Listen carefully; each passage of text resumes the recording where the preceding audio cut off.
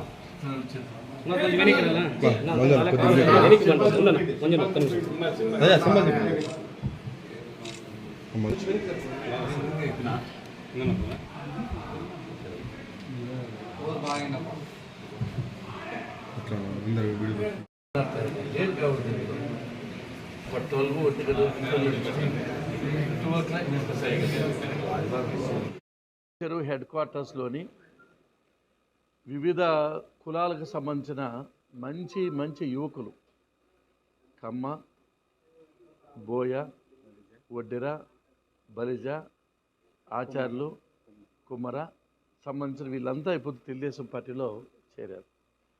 వీళ్ళందరూ ఆలోచన ఒకటే, 2024 సంవత్సరంలో గౌరవ మాజీ ముఖ్యమంత్రి నారా చంద్రబాబు నాయుడు గారు తిరిగి అధికారంలోకి రావాలని, పుట్టపర్తి నియోజకవర్గంలో పల్లె కుటుంబమే ఎమ్మెల్యే గెలవాలని వీళ్ళందరూ కూడా రాత్రింబవళ్ళు కృషి చేసేదానికి నిశ్చయం తీసుకునే పార్టీలో చేరినందుకు వాళ్ళను వాళ్ళ కుటుంబ సభ్యులు నేను మనస్ఫూర్తిగా అభినందిస్తున్నాను.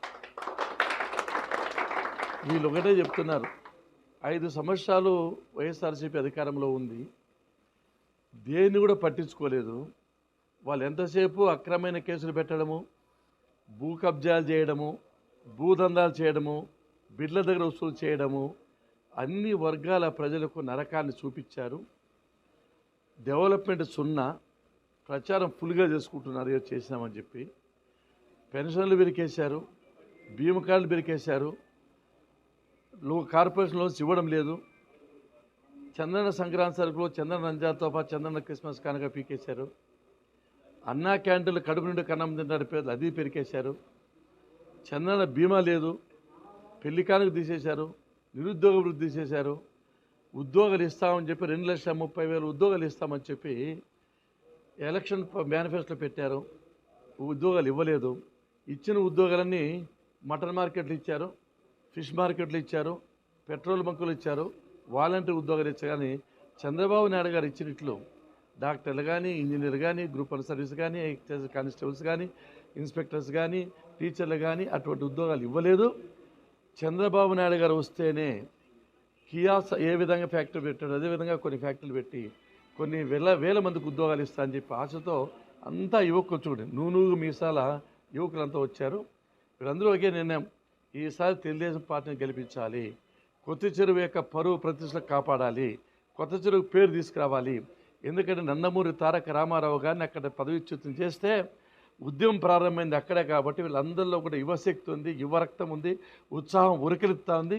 వీళ్ళందరూ చేరినందుకు మనస్ఫూర్తిగా అభినందిస్తూ, వాళ్ళకి ఏ కష్టమైనా, ఏ నష్టమైనా, ఏ ఇబ్బంది వచ్చినా, ఏ సమస్య వచ్చినా వాళ్ళ తండ్రి మాదిరిని కాపాడుతానని చెప్పి సందర్భంగా మనవి చేస్తూ, ఈరోజు చేరినందుకు వాళ్ళందరినీ మనస్ఫూర్తిగా మేము నాయకులు అందరం మనస్ఫూర్తిగా అభినందిస్తున్నాం.